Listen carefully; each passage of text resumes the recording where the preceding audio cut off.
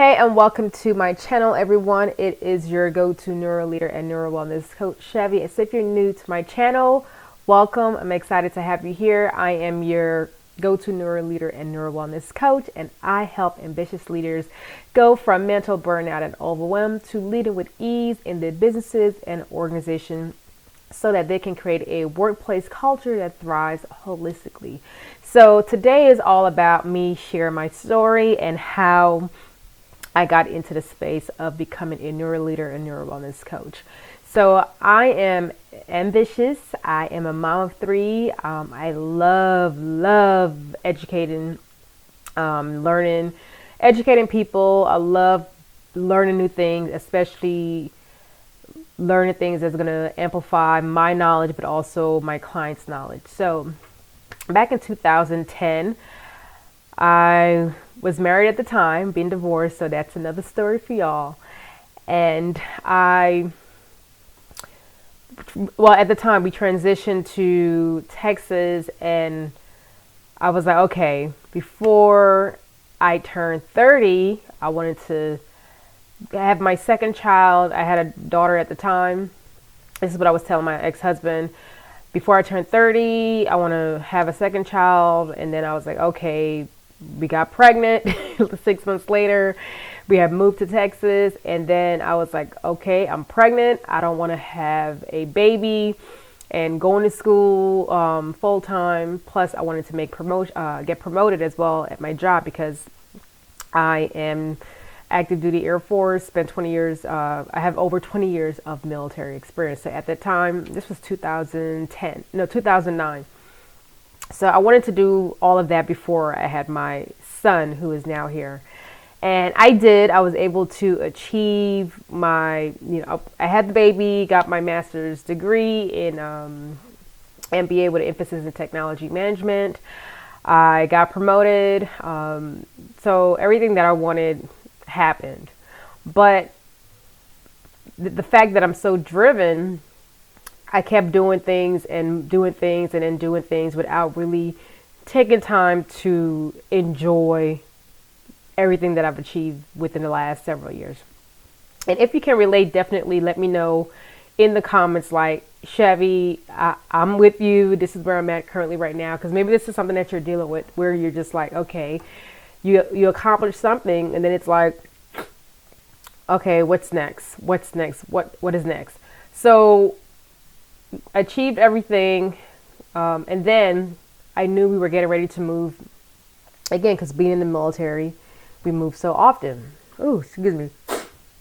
So during that time, I'm breastfeeding, and I'm like, okay, well, we're going to be moving to Virginia. I want to buy a house. So here I go again. So let me kind of reflect back. Had the baby, got promoted. What else? Got my degree. Oh, my nose is running.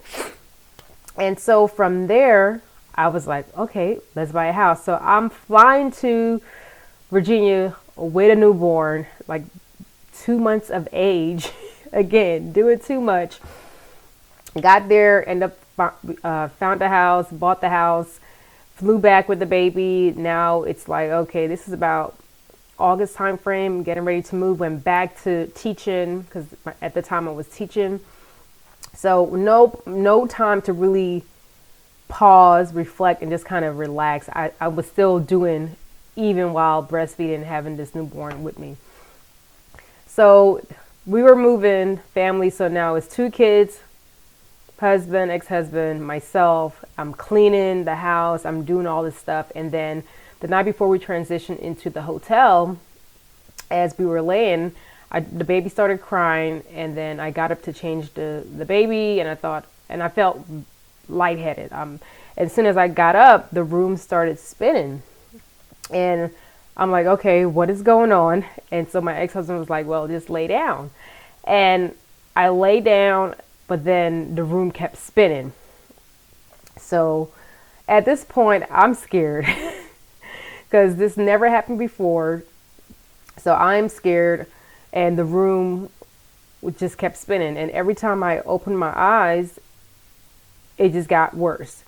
So what happened, I couldn't, pretty much my equilibrium was completely out of balance. I couldn't walk. I couldn't do anything.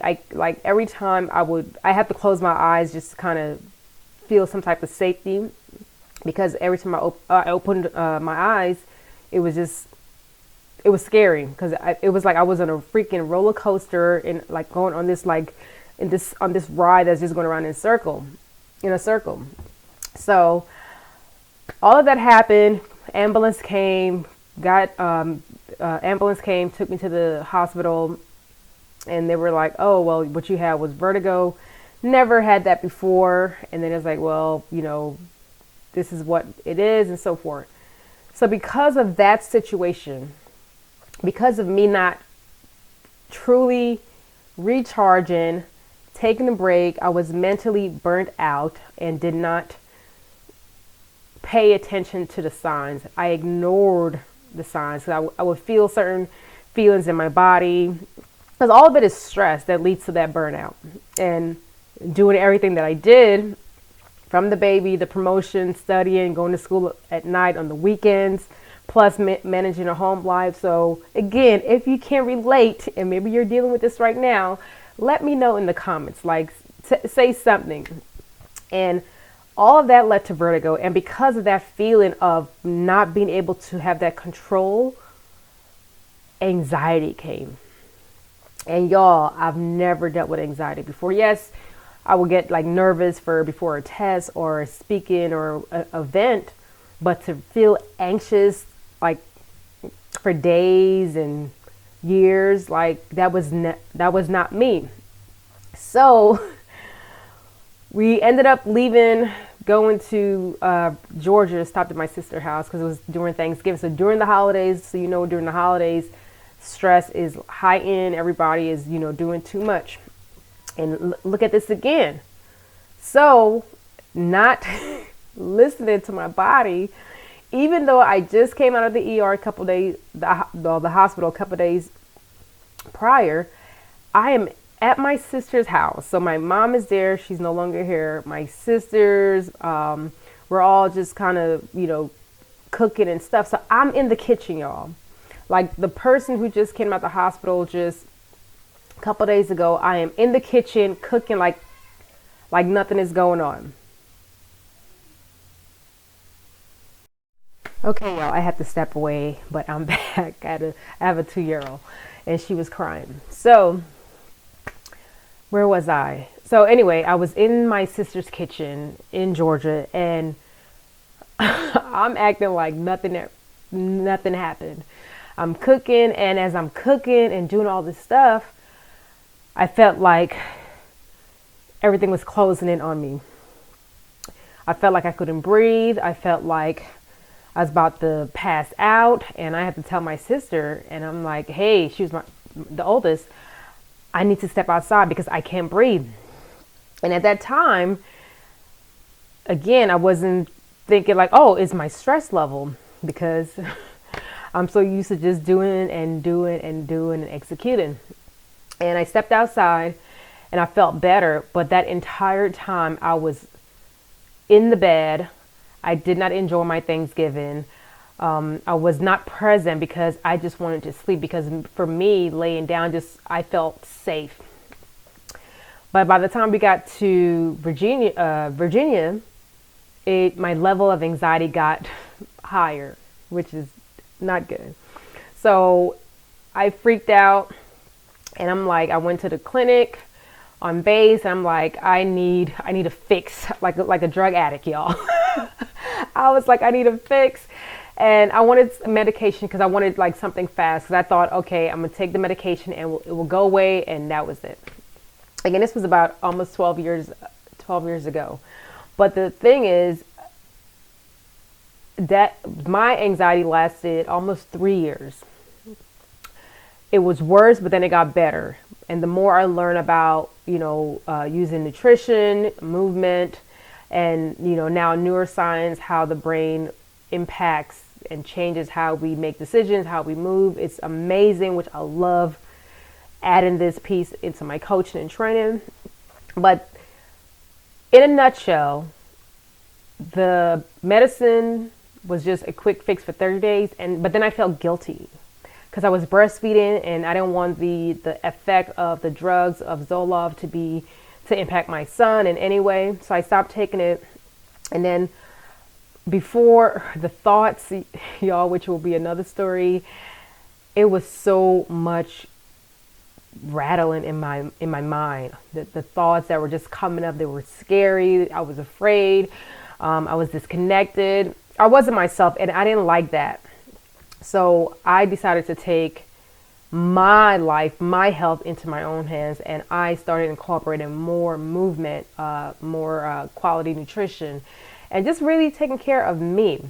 And that's why I love what I do as a coach, which is helping leaders to really make themselves a priority, to enhance their mental performance by showing them how neuroscience, how nutrition, how movement, and all the different things that they can learn in my coaching program is going to help them to get into a space where they're able to lead with ease and joy and just kind of be connected and not continue to lead with mental burnout. Lead to the point where they're mentally burnt out. Okay. So that is my story, and I will share more about it. If you all have any questions, definitely leave it in the comments, or you can send me an email as well. Also, don't forget to like and subscribe, and let me know, what challenges are you facing right now as a leader? Wellness as well. Don't just think about the leadership piece, but also what challenges are you facing as a leader in your business or within your organizations? I will love to hear it, and I will love to respond as well. So I have to go because I have a 2:00 book club meeting, and it's that time. But I will be sharing more about my journey. And like I said, if you have any questions, let me know. I am Shevvy Mac. I am your go-to NeuroLeader and NeuroWellness coach. And I love helping ambitious leaders go from mental burnout and overwhelm to lead with ease in their business and organization so that they can create a workplace culture that thrives, because that's what I'm here to do. I will talk to y'all later, and don't forget to subscribe and share this with a leader who needs it. Okay? See y'all.